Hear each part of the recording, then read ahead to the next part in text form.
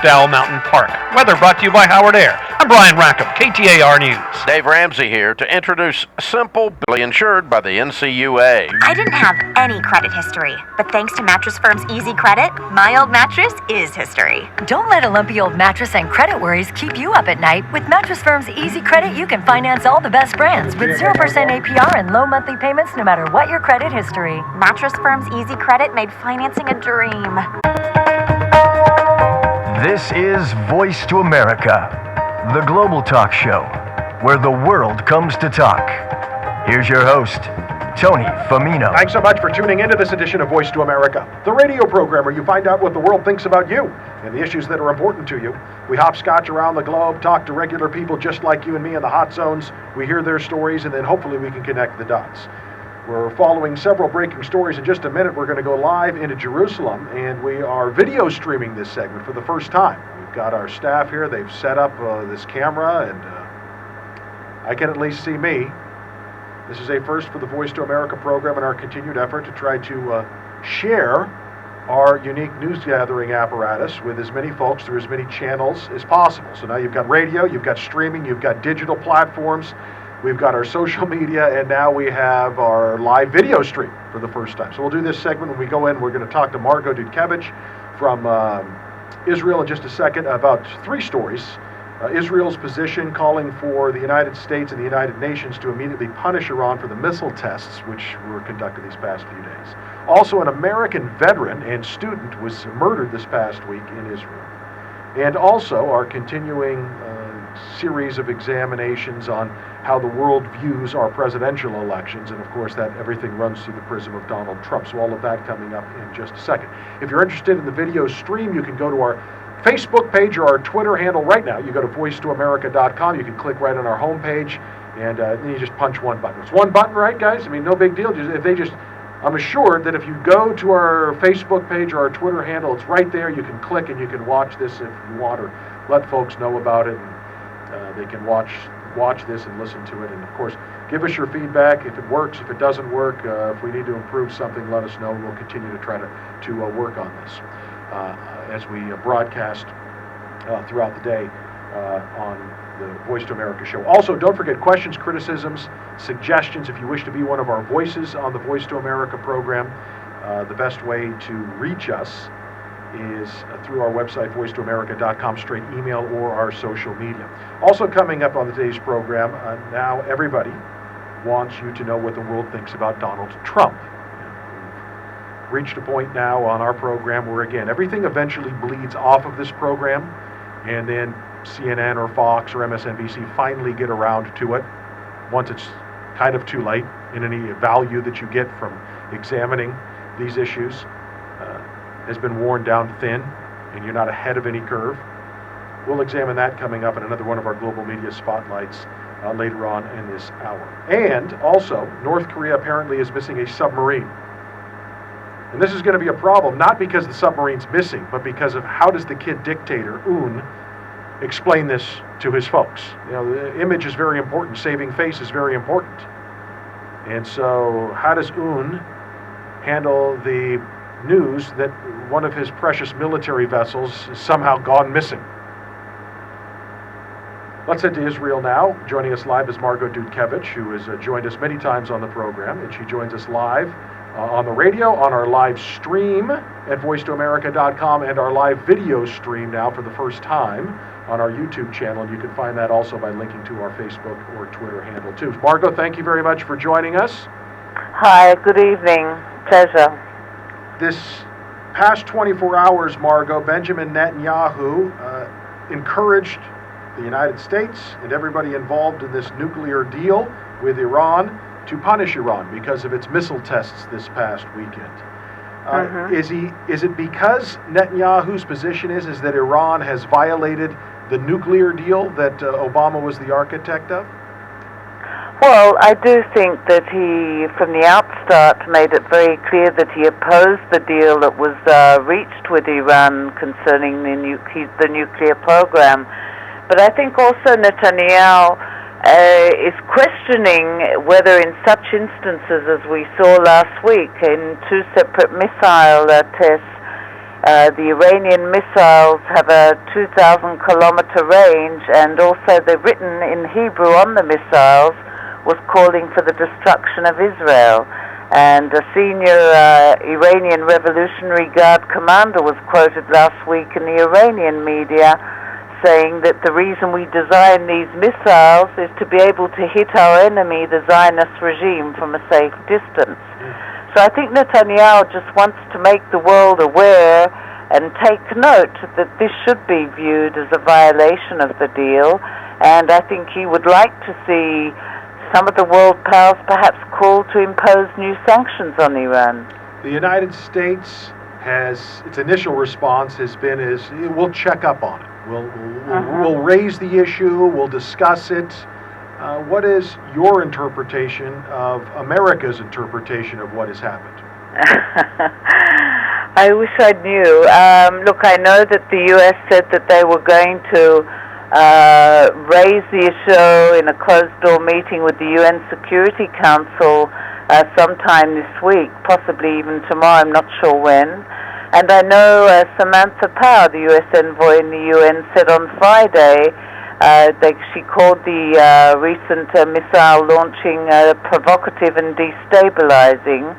And she said that we contend such threats against any other UN member state and one of our closer allies. Now, aside from rhetoric, the question is what can be done, and also there are those that suggest that perhaps this missile test isn't really a violation of the terms of the international nuclear deal that was reached with Iran. Well, Marco, here I looked into it from what I could find, and you tell me what you found here. So, when the diplomats all get together, the language is always watered down, and it gives them lots of wiggle room. But apparently, the wiggle room that is being discussed, at least on the American side here, is that this latest, the nuclear deal, this resolution 2231. It says that the country, Iran, must refrain from engaging in ballistic missile activity. But then there's another line there that it says, designed specifically if it's capable of delivering nuclear weapons. So that's the wiggle room. So so you can shoot off all the ballistic missiles you want if it isn't capable of delivering... If they don't have a nuclear warhead. Yeah, I mean, this is that wiggle room, which again frustrates everybody, because what does that mean? It's like saying, you can eat as much chocolate ice cream as you want, as long as the chocolate ice cream is somehow not related to your supper. What does that mean? You can eat it for lunch, you can eat it for a snack, you can eat it for breakfast. What time is supper? Some people never even eat supper. They only eat lunch. This is the problem. Well, I think in some ways, and to Netanyahu's credit, I think he foresaw this happening when all the world powers were going around and saying this is a wonderful deal, this will stop Iran from advancing its nuclear program, it's the best thing we could ever have done. And I think, after that's all settled, the dust has settled down and the ink has dried on that agreement, I think now people have to sort of going to be faced with the reality. Because I think if Iran is allowed to continue building its missile program and manufacturing missiles with, long-distance capabilities and possibly that are able to carry a nuclear warhead, then I think the world does have to sit up and say, there is a limit, and it's time that we either impose new sanctions or at least condemn it outright. But obviously, I guess the next few days we'll see exactly what will happen. We're chatting with Margot Dudkevich. She joins us live from Israel on the Voice to America program. Also, a note to our listeners, we are streaming this interview not only with audio but on our video channel, our YouTube channel, for the first time ever. So we're testing this out. Margot, you're part of our radio history now. We're now a video component too. You're the first one. So that's an honor. Yeah, there you go. Thank you. Yeah, and so if you're interested in seeing the video stream of this, you can go to our Facebook page or our Twitter page at voicetoamerica.com and click the link there, and I can see myself up there Is this interesting? And, I got my staff. They're laughing. I mean, this is Margot. This is what anybody under the age of 40 does. You've got to put this stuff up. You've got to do this stuff, and I'm like, really? It's just a picture of me talking into a microphone. But this is what 25-year-old people want want to do. Starts. That's how it all starts, right? Okay. I Yep. feel like I need something, an outfit, some blow. You're definitely moving in the right direction. Thank you. So and on a much more somber note, this past week there was an American who was traveling to Israel, and he was a military veteran. He was also a student, and he was killed. Was he stabbed to death? Is that how he was killed?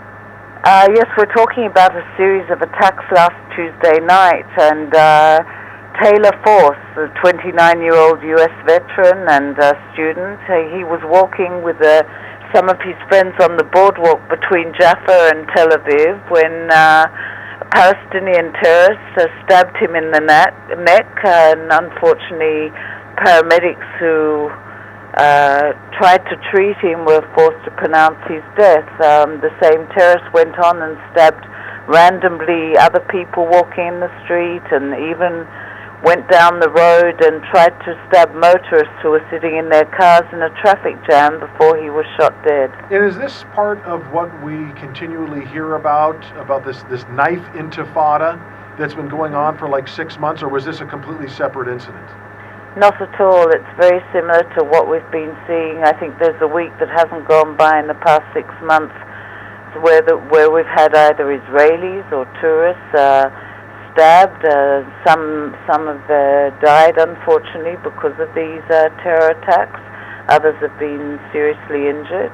And we're seeing it not only in Israel, but also in the West Bank against Jewish residents in Israeli communities in Judea and Samaria, against security forces also in Judea and Samaria, as well as in East Jerusalem. And there was in Tel Aviv, there was in Petah Tikva. So we are seeing it's sort of a similar pattern that we've unfortunately been witnessing for 6 months now. And what do the police or the security services say they are doing to somehow stop this? Do they have any solutions? Well, we're talking about attacks that are carried out independently.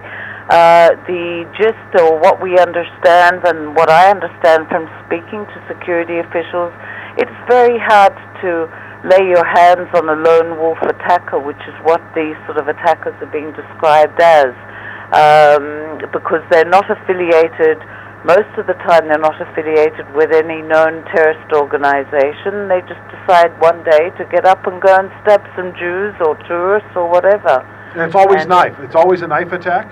Well, we've had a few shooting attacks as well, but I would say that the past 6 months there's been more stabbing attacks than live fire, but there have also been shooting attacks where...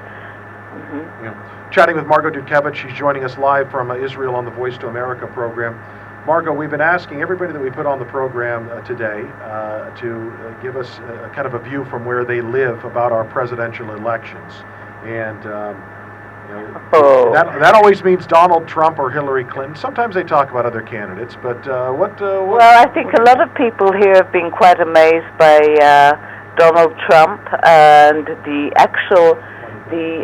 large number of people that appear to his support seems to be growing constantly. And I must admit that there are quite a few people that I've spoken to, and I will say even myself, that are quite amazed at his popularity and the way he seems to be winning poll after poll. What surprises you when you say you're amazed? What about him? He's the last sort of person that anyone would sort of conceive as being the President of the United States. And it just somehow doesn't fit in with the vision you have of a president of any country. And I think just Donald Trump was one of those people that, even though he's well known and he's a billionaire and he's done a lot here and done a lot there, and he's also been on television programs, but it's very hard for people to understand how such a character could in fact become so popular in the current elections in the States, and whether, if he indeed is appointed president in the future, if that will be the outcome, if he is capable of filling that role. A couple world leaders, well, one current world leader and two leaders, the two former presidents of Mexico and the current president of Mexico, have said that Donald Trump is like Adolf Hitler. Well, I would not. Yeah. No, I think. Well, I don't agree with anything. I think it would be very hard. I don't agree with people comparing anyone to Adolf Hitler. I think that Hitler will go down in history as being a mass murderer and a crazy person, and I just disagree totally with any comparison to Hitler. On the other hand, I must agree that Donald Trump is a person that up until these current elections, I would never have thought I would see him running in the primaries. And as I said, it seems that everywhere he goes, he's gaining in popularity. I don't understand the phenomenon. I must admit I'm quite amused by it, but I'm just wondering if it's only... I mean, you've still got quite some time to go before your elections, actually. Yeah, for sure. So, I mean, things can obviously change, and if this is just sort of a sign of the times, but as you get closer to crunch time, then perhaps you'll see that support for Donald Trump will waver, and perhaps one of the other Republican nominees will surpass him and be perhaps a credible foe opposite either Hillary Clinton or Bernie Sanders or whoever will be. Margot, we got to let you go. Thanks so much for joining us. Longevity Personal Training, 602-402-4780. Here's Carl from